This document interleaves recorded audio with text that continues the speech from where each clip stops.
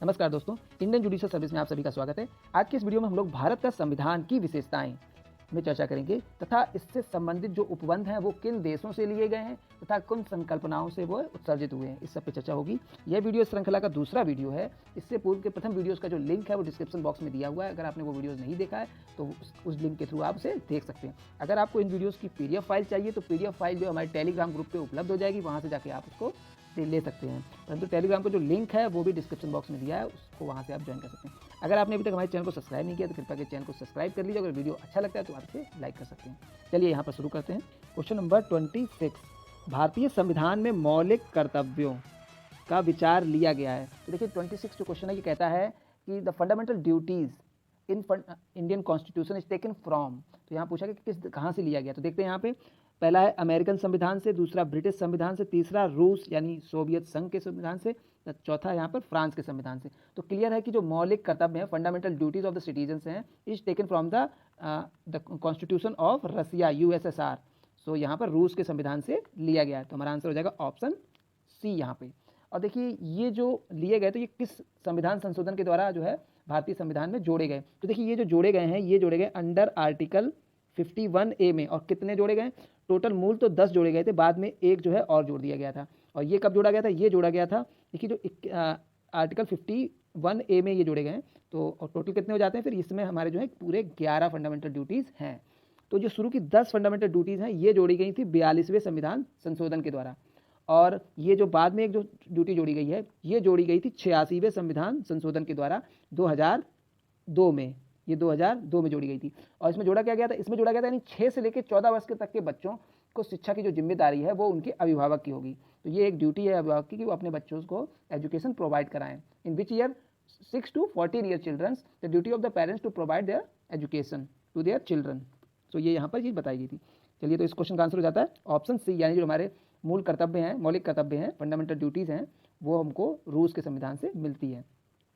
Next question पे आते हैं। क्वेश्चन नंबर 27, राज्यसभा के गठन की प्रतिभा, अनुभव एवं सेवा को प्रतिनिधित्व देने में भारतीय संविधान निर्माता निम्नांकित उदाहरण से प्रभावित हुए। तो देखिए जहाँ पर राज्यसभा की बात की जा रही है तो देखिए राज्यसभा जो है ये हमारी संसद का एक भाग है। तो देखिए संसद का जो प्रावधान है वो दिया गया है आर्टिकल 79 में। और जहाँ तक लोग जानते हैं कि संसद जो है वो राज्यसभा और लोकसभा से निर्मित होती है, मगर वास्तव में संसद यानी parliament is consisting of upper house, lower house plus president. तो इन तीनों से ही पार्लियामेंट डेवलप होती है। तो यानी पार्लियामेंट जो होगी हमारी हो जाएगी आपकी अपर हाउस और ये lower house. Upper house means Rajya Sabha, lower house means जो है लोकसभा, प्लस प्रेसिडेंट, तीनों से ही पार्लियामेंट बनता है। तो ये हो जाता है। तो 79 में इसकी बात की गई है। और राज्यसभा का जो प्रावधान है वो दिया गया है आर्टिकल 80 में। आर्टिकल 80 जो है वो composition of council of state की बात करती है। The article 80 provided that the composition of council of state means Rajya Sabha. तो राज्यसभा की बात करते हैं। राज्यसभा का जो प्रावधान है वो कहाँ से लिया गया है? तो ये लिया गया है आयरिश मीन्स आयरलैंड के गणतंत्र से। तो हमारा आंसर हो जाएगा, इस क्वेश्चन का आंसर है ऑप्शन ए। नेक्स्ट क्वेश्चन पे आते हैं। क्वेश्चन नंबर 28, शून्यकाल संसदीय व्यवस्था किस देश की देन है? तो देखिए जो शून्यकाल की जो व्यवस्था है ये भारतीय मीडिया की देन है। तो भारतीय मीडिया में जब संसद में 12 बजे का जो काल होता है, दिन में 12 बजे का, तो उसे शून्यकाल कहा जाता था। तो इसमें कोई भी व्यक्ति अपने प्रश्नों को उठा सकता है और इसमें बिना अनुज्ञा दिए प्रश्नों को उठाया जा सकता है। तो ये सब चीज़ें इसमें दी गई थी। तो ये मीडिया जो है इसको शून्यकाल बोलती थी, तभी से ये शून्यकाल का प्रावधान चालू हो गया। तो इस किस देश की देन है? ये भारत की देन है। तो यहाँ पर आंसर हो जाएगा ऑप्शन ए। नेक्स्ट क्वेश्चन पे आते हैं। भारतीय संविधान में अन्य देशों के संविधानों से कुछ विशेषताओं को लिया गया है। किस देश का राज्य के नीति निर्देशक तत्व के निर्माण में योगदान है? तो इस क्वेश्चन में ये सीधा सा पूछा गया कि the different provision of the constitution taken from a different countries, so which countries contribute in the directive principle of state policy in our constitution. तो यहाँ पर देखा कि हमारे किस देश का योगदान है, हमारे यानी किस देश के संविधान का योगदान है directive principle of states policy में। तो यहाँ देखते हैं, पहला फ्रांस है, दूसरा आयरलैंड है, तीसरा जापान है, चौथा संयुक्त राज्य अमेरिका है। तो यहाँ पर क्लियर हो जाता है आयरलैंड के संविधान से ही हम लोगों के यहाँ जो है राज्य के नीति निर्देशक तत्व लिए गए हैं। तो the directive principle of state policy is taken from the constitution of Ireland. So our answer is here option B. So 29 का आंसर हो जाएगा बी यहाँ पे। नेक्स्ट क्वेश्चन पे आते हैं। क्वेश्चन नंबर 30, निम्नलिखित में से कौन सा लक्षण भारतीय परिसंघ और अमेरिकी परिसंघ में समान रूप से पाया जाता है? तो देखिए यहाँ पर बहुत ही अच्छा प्रश्न, ये यहाँ पे पूछा गया है कि in Indian federal and the federal of America which characters are a same character. तो देखते हैं यहाँ पे करेक्टर्स। सो फर्स्ट यहाँ पर है एक ही नागरिकता। तो देखिए भारत में तो एक ही नागरिकता है, एकल नागरिकता प्रावधान है, परंतु अमेरिका में एकल नागरिकता प्रावधान नहीं है, वहाँ राज्य की नागरिकता अलग है और केंद्र की नागरिकता अलग है, तो ये तो नहीं यहाँ पे होगा। दूसरा है संविधान की 3 सूचियाँ, तो ये भी यहाँ पर नहीं सही बैठता, सूचियों की प्रभाव यहाँ पर दिया, वहाँ पर सूचियों का अलग प्रावधान है। यहाँ देखिए तीसरा ऑप्शन है न्यायपालिका में द्वैतता, और ऑप्शन डी है यहाँ पर संविधान के निर्वाचन के लिए संघीय परिसंघीय उच्चतम न्यायालय, तो ये बिल्कुल यहाँ पर सही ऑप्शन हो जाएगा। यानी संविधान के निर्वाचन के लिए interpretation of constitution is taken by is constitute by the federal court of the supreme court, federal supreme court of the country. तो यानी जो भी परिसंघीय यानी फेडरल कोर्ट्स होंगे, जैसा कि अमेरिका में फेडरल कोर्ट्स है, उसी तरह से भारत का जो सुप्रीम कोर्ट है वो भी संविधान के इंटरप्रिटेशन के लिए जो है उत्तरदायी होगा। तो उसी तरह का प्रावधान जो है संविधान को अमेरिका में भी दिया गया, वही प्रावधान भारत के संविधान में भी भारत में भी दिया गया है। तो ये दोनों चीजें एकदम मैच करती हैं, तो हमारा आंसर यहाँ पर हो जाएगा इस क्वेश्चन का ऑप्शन डी। नेक्स्ट क्वेश्चन पे आते हैं।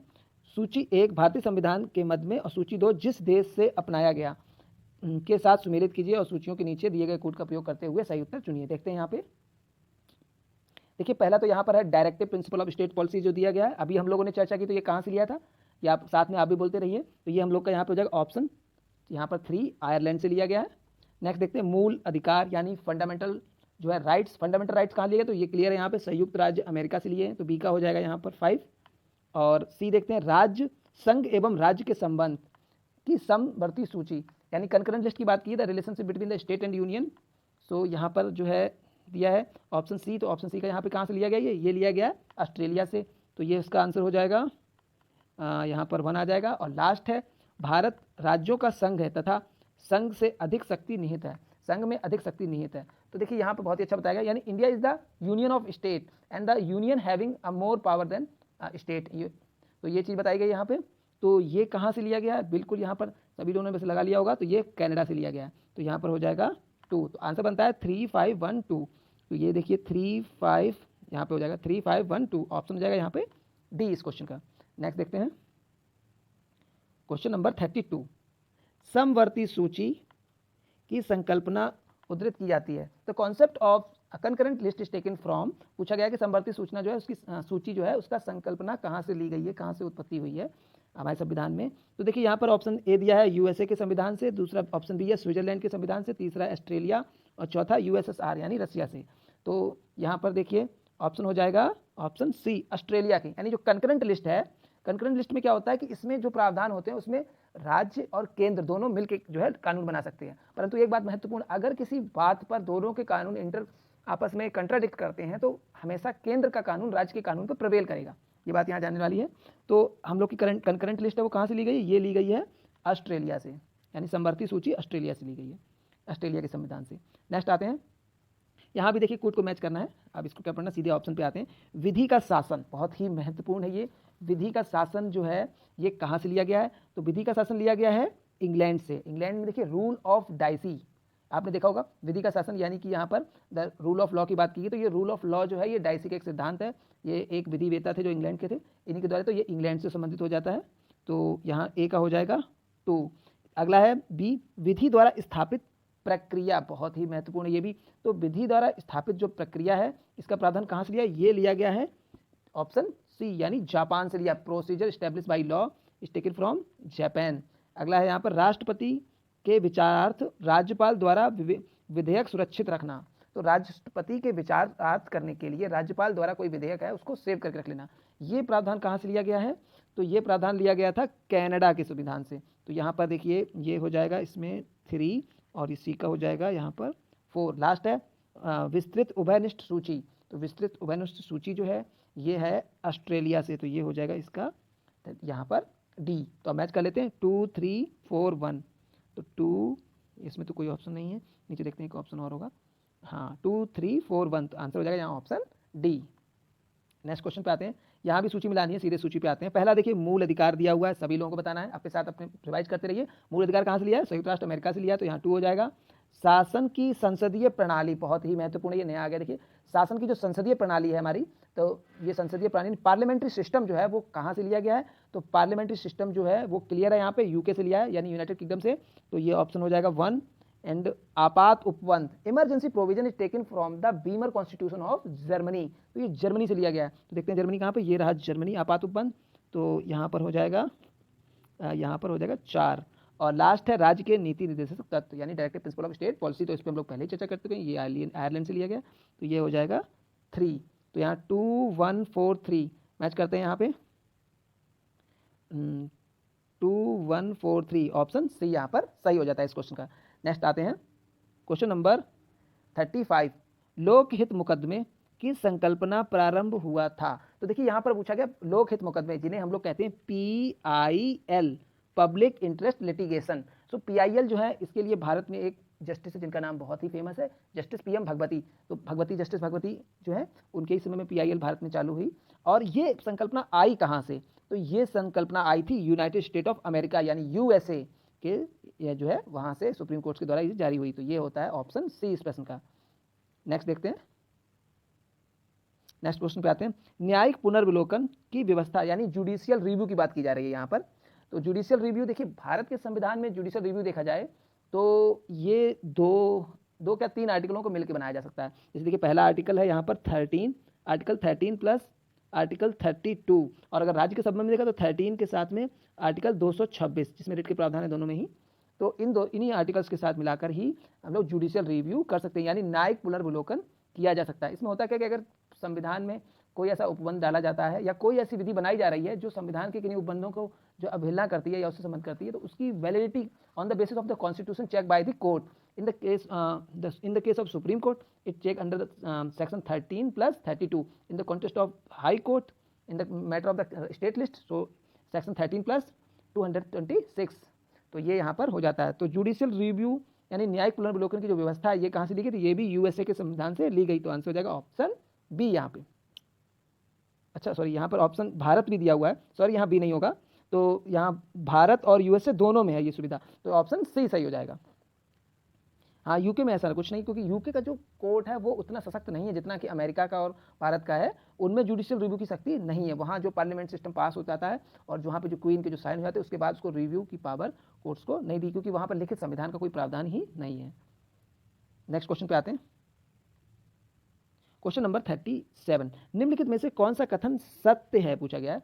तो संयुक्त राष्ट्र अमेरिका में सरकार संघीय प्रणाली की, बिल्कुल सही है यहाँ पर, पहला ही यहाँ पर कथन एकदम सही हो गया, तो आंसर यहाँ पर ए हो जाता है। बाकी भारत की सरकार संघीय एवं एकात्मक तो नहीं है, भारत में संघीय सरकार है। तो बस कुछ प्रावधानों में एकात्मक हो जाती है, जैसे इमरजेंसी प्रोविजन आते तो भारत की सरकार की जो शक्ति होती है वो एकात्मक की तरह प्रतीत होती है, परंतु भारत की जो सरकार है वो भी संघीय सरकार है। तो ये गलत हो जाएगा। फ्रांस की सरकार संघीय, ये भी गलत है, यहाँ पाकिस्तान में मुक्ति जनता से होती है, तो ये चीज़ें यहाँ पर गलत हो जाती है। ऑप्शन यहाँ पर ए यहाँ पर सही हो जाता है। नेक्स्ट देखते हैं क्वेश्चन नंबर 38, भारतीय संसदीय प्रणाली ब्रिटिश संसदीय प्रणाली से किस बात में भिन्न है? भारत की निम्न में से, यहाँ पूछा गया, देखिए पूछा गया है कि Indian parliamentary system is different from the British parliamentary system, तो ये चीज़ पूछी गया है। तो देखते हैं यहाँ पे पहला है वास्तविक और नाम मात्र दोनों प्रकार की कार्यपालिका हैं। तो यानी यहाँ जो कार्यपालिका है दोनों प्रकार की, वो वास्तविक और नाम मात्र की है। ऑप्शन बी यहाँ देख लेते हैं, तो ये तो भिन्न यहाँ पर नहीं होता। अगला है सामूहिक उत्तरदायित्व की प्रणाली। नेक्स्ट देखते हैं द्विसदनीय विधायिका प्रणाली, तो वहाँ भी है इस तरह का, तो भारत में भी है 2 सदनीय, सदन तो 2 ही है भारत में भी। तीसरा ऑप्शन डी है यहाँ पे चौथा, न्यायिक पुनर्विलोकन जुडिशियल रिव्यू की प्रणाली, बिल्कुल सही, यहीं पे भिन्नता मिलती है। बाकी तो ये वास्तविक यानी जो हमारे प्रेसिडेंट हैं एग्जीक्यूटिव, वो नाम मात्र के होते हैं, बाकी सब काम तो प्राइम मिनिस्टर ही करते हैं, उन्हीं के द्वारा रिकमेंडेशन को पास होता है। देखिए कलेक्टर रिस्पॉन्सिबिलिटी की बात सही है, 2 सदनीय प्रणाली हमारे यहाँ भी है, राज्यसभा लोकसभा। तो जुडिशियल रिव्यू भारत में है, परंतु ब्रिटेन में, ब्रिटिश के संविधान ब्रिटेन में नहीं है, वहाँ की संसदीय प्रणाली में नहीं है। तो आंसर यहाँ पर हो जाएगा, भिन्न पूछा गया तो भिन्नता यही है, तो ऑप्शन डी यहाँ पर सही हो जाता है। So the judicial system in India is available but in Britain it is not available. Now question number 39, Bharat की संघात्मक व्यवस्था निम्न में से किस देश में संबंधित है? यानी संघात्मक व्यवस्था है, निम्न में से किस देश से संबंधित है पूछा गया है। तो संघात्मक के लिए देखते हैं, पहला देखिए कनाडा है, यूनाइटेड किंगडम है यूके, और संयुक्त राष्ट्र अमेरिका, और यहाँ पर आयरलैंड है। तो यहाँ पर क्लियर हो जाएगा कि हमारे देश की जो संघात्मक व्यवस्था है, फेडरल सिस्टम है, वो कनाडा के संविधान से संबंधित है। तो ऑप्शन ए यहाँ पर हो जाता है इस क्वेश्चन का। नेक्स्ट देखते हैं, भारत में न्याय पुनर्विलोकन की संकल्पना निम्न में से किस निम्नांकित देश के संविधान से ली गई, यानी निम्न में से किस देश के संविधान से ली गई है। तो यानी जुडिशियल रिव्यू की जो संकल्पना है ये ली गई है यहाँ पर यूनाइटेड स्टेट ऑफ अमेरिका से। तो आंसर हो जाएगा ऑप्शन बी यहाँ पर। तो ये सही हो जाता है। नेक्स्ट देखते हैं, निम्नलिखित में से कौन सी विशेषताएं भारतीय लोकतंत्र की नहीं है। तो भारतीय लोकतंत्र की जो है कौन सी विशेषताएं नहीं है पूछा गया है। तो देखते हैं यहाँ पहला ऑप्शन है एक संविधान संगत सरकार, लोकतांत्रिक सरकार, विधि का शासन, सत्तावादी सरकार। तो बिल्कुल सही यहाँ पे देखिए, our government is working on basis of the working on the constitution according to the constitution and लोकतंत्र सरकार, yes democratic government is there, in India में डेमोक्रेटिक सरकार है, लोकतांत्रिक सरकार है। विधि का शासन यानी रूल ऑफ लॉ, यहाँ इंडिया में रूल ऑफ लॉ भी है। यहाँ सत्तावादी सरकार नहीं है, यानी यहाँ पर जो इस तरह का जो राजा यानी मोनार्की ओटार्की ये सरकार है यहाँ पर नहीं है। तो यहाँ पर देखिए लोकतांत्रिक नहीं है, तो यहाँ पर ऑप्शन डी यहाँ पर सही हो जाता है। नेक्स्ट देखते हैं क्वेश्चन नंबर 42, भारतीय संविधान में बृहत होने का कारण, यानी यहाँ पूछा गया भारत का संविधान इतना बड़ा किस कारण से है। What are the causes of the wideness of the constitution of India. तो ये पूछा गया, देखते हैं यहाँ पे ऑप्शन, इनमें अनेक जो है संविधान के अनुभव समाविष्ट हैं। तो इसमें अनेक संविधानों के जो अनुभव है समाविष्ट है। तो इससे बड़ा होना बहुत ही कोई जरूरी नहीं कि इससे, क्योंकि प्रावधान तो कुछ ही पलों में लिए गए हैं, बाकी सभी में तो नहीं ऐसा कुछ है, तो उससे छोटा भी हो सकता था। इसमें विस्तृत प्रशासकीय प्रावधान है, यह एक बड़े देश के शासन से संबंधित है। और ऑप्शन डी है यहाँ पे संघ तथा राज्य सरकारों का संविधान है। तो बिल्कुल सही यहाँ पर ऑप्शन डी यहाँ पर सही हो जाता है। इन इंडियन कॉन्स्टिट्यूशन जो है it is the biggest constitution, one of the biggest constitution of the world, because it consisting the rule for union and state government, how union government and state government rule in the India. तो उनकी प्रक्रिया यहाँ पर दी गई, यानी केंद्र सरकार और राज्य सरकार किस तरह से शासन करेंगी उसको दोनों को बताया गया। इसकी कंपेरिजन अगर हम लोग अमेरिका का कॉन्स्टिट्यूशन लेते तो वहाँ पर 50 आर्टिकल में ही खत्म हो जाता है, और भारत के 395 आर्टिकल दिए हुए हैं, 22 भाग दिए हुए हैं। तो इतना बड़ा होने का क्या कारण है, क्योंकि भारत में जो है राज्य सरकार, केंद्र सरकार, यहाँ तक कि ग्राम पंचायतों, नगर पालिकाओं की जो है सरकारें कैसे चलेगी, क्या प्रावधान, क्या शक्तियाँ होंगी, उनके बारे में विस्तृत चर्चा की गई है। इसीलिए साथ में मूल अधिकार, फंडामेंटल राइट्स, फंडामेंटल ड्यूटीज़, उसके बाद कोर्ट, सभी चीज़ों के बारे में बताया गया। इसलिए हमारा संविधान जो है वो इतना विस्तृत हो जाता है, बड़ा बृहद हो जाता है। तो ठीक है यहाँ पर, और जो अमेरिका का उसमें छोटा सा है, क्योंकि वहाँ पर हर राज्य का अपना एक अलग संविधान है और केंद्र का एक अलग संविधान है, तो सभी ने अपने अपने संविधान बना रखे, तो इसीलिए जो है वहाँ का संविधान छोटा संविधान है। तो ठीक है, यहाँ पर आंसर डी हो जाएगा। नेक्स्ट देखते हैं क्वेश्चन नंबर 43, भारतीय संघवाद को सहकारी संघवाद मतलब इंडियन फेडरलिज्म को कोऑपरेटिव फेडरलिज्म किसने कहा है। तो ये कहा था जी ऑस्टिन के द्वारा। तो जी ऑस्टिन ने भारतीय संघवाद को जो है सहकारी संघवाद कहा। आंसर हो जाएगा ऑप्शन ए इस क्वेश्चन का। नेक्स्ट क्वेश्चन पे आते हैं, क्वेश्चन नंबर 44, निम्नांकित में से किस एक का कथन है कि संविधान को संघात्मकता के तंग ढांचे में नहीं ढाला जा सकता है। यानी इसमें से किसने कहा कि जो संविधान की जो संघात्मक विशेषता है वो एक तंग ढांचे में नहीं डाली जा सकती है, यानी जैसा अमेरिका में संविधान है उसी तरह का डिट्टो एकदम भारत में लागू नहीं किया जा सकता है। ये बात किसने कही, तो ये बात कही थी डॉक्टर BR अम्बेडकर जी द्वारा। तो आंसर यहाँ पर ऑप्शन सी हो जाता है। नेक्स्ट देखते हैं क्वेश्चन नंबर 45, भारत में राजनीतिक व्यवस्था के मूलभूत लक्षण हैं। तो देखते हैं यहाँ पे कि भारत में जो राज्य व्यवस्था है, राजनीतिक व्यवस्था है, तो उसके मूलभूत लक्षण क्या हैं। What are the basic characteristics of the political system of India. तो देखते हैं यहाँ पे, पहला देखते हैं यह एक लोकतांत्रिक गणतंत्र है। दूसरा देखते हैं, बिल्कुल सही, यहाँ पर इंडिया जो है वो एक लोकतांत्रिक गणतंत्र है, तो ये सही है। यहाँ पे ऑप्शन 2 देख लेते हैं, इसमें संसदात्मक रूप की सरकार है। बिल्कुल, यहाँ पर जो सरकार होती है वो संसदात्मक सरकार होती है।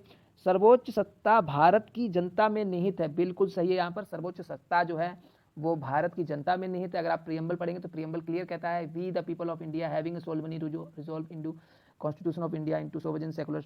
तो ये चीज़ें जो बताई गई हैं, तो बिल्कुल भारत के लोगों में ही सर्वोच्च सत्ता जो है निहित है। लास्ट है, यह एक एकीकृत शक्ति का प्रावधान करती है। बिल्कुल गलत है ये ऑप्शन। भारत में देखिए फेडरलिज्म सिस्टम है और यहाँ पर सत्ता का विकेंद्रीकरण किया गया है, सत्ता बांटी गई है, यानी उच्च से नीचे की सत्ता लटकती है। जैसे देखिए केंद्र में सरकार में सत्ता है, उसके बाद आते हैं राज्य में सरकार सत्ता होती है, धीरे से फिर नगर निगम और नगर पालिकाओं में सत्ता बढ़ती है, उसी के साथ ही फिर और नीचे आते तो वहाँ पर जो है गाँवों में यानी कि जो है ग्राम पंचायत, जिला पंचायत, इस तरह से सरकार वहाँ भी बटी हुई है। तो सत्ता का क्या किया गया, विकेंद्रीकरण किया, ना कि एकीकृत की गई है सत्ता। तो ये पहले, दूसरे, तीसरे बिल्कुल सही है, चौथा यहाँ पर गलत हो जाता है। तो यहाँ पर आंसर हो जाएगा ऑप्शन सी, 1 2 3। नेक्स्ट देखते हैं, क्वेश्चन तो इसी पेज में रह गया था। चलिए नेक्स्ट है 46, भारतीय राजनीतिक पद्धति के बारे में निम्न में कौन सही नहीं है। यहाँ पर तो देखते हैं यहाँ पे इंडियन पॉलिटिकल सिस्टम में कौन सा सही नहीं है। तो पहला देखिए, धर्मनिरपेक्ष राज्य, बिल्कुल सही है। यहाँ पर संविधान में धर्मनिरपेक्ष शब्द का ना उपयोग करके पंथ निरपेक्ष का किया है, फिर भी भारत एक जो है धर्मनिरपेक्ष राज्य है, यानी सभी धर्मों को समान रूप से महत्व देना। साथ में भारत की यानी भारत की सरकार या भारत का कोई पर्टिकुलर धर्म नहीं होगा, तो ये चीज़ ठीक है। संसदीय पद्धति की सरकार, बिल्कुल सही, यहाँ पे संसदीय पद्धति की सरकार है। संघीय नीति तथा राष्ट्रीय पद्धति की सरकार, तो संघीय नीति भी बिल्कुल यहाँ पर है। राष्ट्रीय पद्धति की सरकार, तो राष्ट्रीय पद्धति की यहाँ सरकार नहीं है, तो ऑप्शन यहाँ पर हो जाएगा ऑप्शन डी यहाँ पे। अगले प्रश्न पे आते हैं, निम्नलिखित में से किससे भी निर्धारित होता है कि भारत का संविधान परिसंघीय है। तो देखिए, परिसंघीय सरकार, संघीय जो संविधान होता है उसमें क्या होता है, सत्ता का यानी शक्ति का विकेंद्रीकरण किया जाता है। तो भारत में भी देखिए शक्ति का विकेंद्रीकरण किया हुआ है, केंद्र से राज्य में शक्तियां बांटी गई हैं आपस में। तो ये चीज़ें देखते हैं यहाँ पे। पहला है संविधान लिखित तथा अनम्य है। दूसरा है न्यायपालिका स्वतंत्र है। तीसरा है अवशिष्ट शक्तियों का केंद्र में निहित होना। और ऑप्शन डी है यहाँ पर केंद्र और राज्यों के बीच शक्तियों का वितरण। तो बिल्कुल यहाँ पर सही ऑप्शन हो जाएगा ऑप्शन डी। यहाँ पे केंद्र एवं राज्यों का के बीच शक्तियों का वितरण जो है वो निर्धारित करता है कि भारत का संविधान कैसा है, परिसंघीय है, यानी फेडरलिस्ट है, फेडरल कॉन्स्टिट्यूशन, क्वासी फेडरल कह सकते हैं इसको। तो ये हो जाएगा। नेक्स्ट देखते हैं क्वेश्चन नंबर 48, कथन ए, भारतीय संविधान अर्ध संघात्मक है, यानी क्वासी फेडरल। देखिए शब्द आ गया, अभी हमने बोला भी था, तो अर्ध संघात्मक है। ऑप्शन बी कारण यहाँ पर है, भारतीय संविधान ना तो संघात्मक है और ना ही एकात्मक है। बिल्कुल सही है, यहाँ पर भारतीय संविधान जो है वो अर्ध संघात्मक है, और यहाँ पर जो है ना तो ये संघात्मक है ना एकात्मक है। अगर देखिए अमेरिका के संविधान की बात करें तो वहाँ का जो संविधान है वो पूर्ण रूप से संघात्मक है, यानी वहाँ शक्तियाँ जो हैं वो राज्यों में ज़्यादा विभक्त की हैं, राज्यों की शक्तियाँ बहुत ज़्यादा सशक्त है वहाँ पे राज्य, और कंपेरिजन ऑफ जो है केंद्र के। परंतु भारत में इसका उल्टा है, भारत में भी शक्तियाँ वितरित की गई हैं, परंतु केंद्र में जो शक्तियाँ हैं वो राज्यों से बहुत अधिक हैं। यहाँ तक कि केंद्र अगर चाहे तो वो जो है राज्य सूची पे भी कानून बना सकता है। तो ये चीज़ें यहाँ पर थी, तो ये बिल्कुल सही स्पष्टीकरण है यहाँ पर। यानी भारत का जो संविधान ना तो संघात्मक है पूर्ण रूप से, ना ही एकात्मक है। तो यानी यहाँ पर राज्य की भी सरकार है, केंद्र की भी है, परंतु जो केंद्र की सरकार है वो थोड़ी ज़्यादा शक्तिशाली है। तो इससे संघात्मक हो जाता है और इससे एकात्मक पे रोक भी लगती है, क्योंकि राज्य की सरकारें भी यहाँ कार्य करती हैं। तो बिल्कुल सही है यहाँ पर, ये कथन इसको क्वासी फेडरलिज्म को बिल्कुल शो करता है यहाँ पे। तो देखते हैं, सही उत्तर का चयन कीजिए और कोड की सहायता से करना है यहाँ पे। तो ए और आर दोनों सही है, बिल्कुल स्टेटमेंट सही है, और आर जो है यानी आर है ए की सही व्याख्या करता है, बिल्कुल यहाँ पर सही है। तो ये आंसर हो जाएगा ऑप्शन ए यहाँ पर 48 पे। नेक्स्ट देखते हैं, क्वेश्चन नंबर 49 है यहाँ पे, भारत की संसदीय शासन प्रणाली एवं ब्रिटेन की संसदीय शासन प्रणाली में अंतर का बिंदु निम्न में से कौन सा है। यहाँ देखिए डिफरेंट पूछा गया है, Indian parliamentary system and Britain parliamentary system. What is the difference between the Indian parliamentary system and Britain parliamentary system. तो देखते हैं यहाँ पे क्या है उसके पॉइंट्स। पहला है सामूहिक उत्तरदायित्व, न्यायिक समीक्षा, ऑप्शन सी यहाँ पे दुसदनात्मक व्यवस्था, और तीसरा है यहाँ ऑप्शन डी है यहाँ पे जो है वास्तविक एवं नाम मात्र की कार्यपालिका। तो बिल्कुल सही यहाँ पर हो जाएगा, यानी सबसे बड़ा जो अंतर है वो है जुडिशियल रिव्यू, यानी न्यायिक समीक्षा। न्यायिक समीक्षा की जो पद्धति है वो ब्रिटेन की पार्लियामेंट्री सिस्टम में नहीं है। बाकी सोशल रिस्पॉन्सिबिलिटी बिल्कुल है वहाँ पर, दुसदनात्मक वहाँ भी 2 सदन है, house of Lord and Commons, तो वहाँ दोनों सदन है। दूसरा यहाँ पर वास्तविक और नाम मात्र की, यानी कार्यपालिका जो है वैसे तो राजा यानी रानी में निहित होती है, परंतु जो प्रधानमंत्री होता है वही वास्तविक कार्य करता है। तो ये जैसा भारत में है, तो बिल्कुल ये भी यहाँ मैच कर जाएगा, यानी भारत का राष्ट्रपति है, वहाँ की कोई बराबर शक्तियाँ हैं लगभग कुछ हद तक, तो ये सही है। तो इसमें नहीं मिलने वाला बिंदु तो यही जुडिशियल रिव्यू यानी न्यायिक समीक्षा का मैच नहीं करता, तो आंसर हो जाएगा ऑप्शन बी यहाँ पे। नेक्स्ट देख लेते हैं, क्वेश्चन नंबर 50, निम्नलिखित में से कौन एक पंचशील का सिद्धांत नहीं है। देखिए पंचशील की चर्चा कर लेते हैं। देखिए पंचशील जो सिद्धांत हैं इसमें 5 सिद्धांत दिए गए थे। पहला था कि एक दूसरे के प्रादेशिक अखंडता और सत्ता पर जो है सम्मान करेंगे उसका। दूसरा है एक दूसरे पर आक्रमण नहीं करेंगे। तीसरा है एक दूसरे के आंतरिक विषयों में हस्तक्षेप नहीं करेंगे। चौथा था समानता तथा परस्पर लाभ की नीति अपनाएंगे, पालन करेंगे, और शांति व सौहार्दपूर्ण अस्तित्व की नीति का पालन करेंगे। ये सब चीज़ें पंचशील सिद्धांत से संबंधित हैं। और पंचशील सिद्धांत भारत और चीन के बीच में हुआ था। ये हुआ था 29 अप्रैल 1954 को, और इसके बाद चीन ने इसका उल्लंघन भी किया था। तिब्बत को लेकर ये समझौता हुआ था। और ये जो है, सबसे पहली बात तो ये है कि जो पंचशील सिद्धांत हुए थे ये आए कहाँ से?